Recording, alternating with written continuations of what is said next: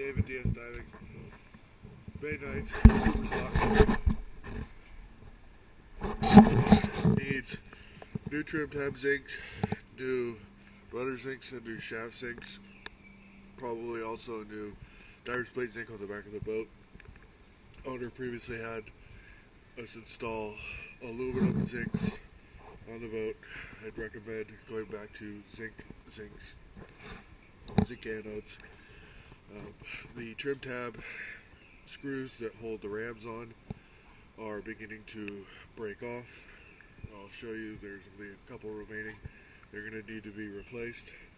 I believe that's due to having the aluminum zincs instead of the zinc anodes.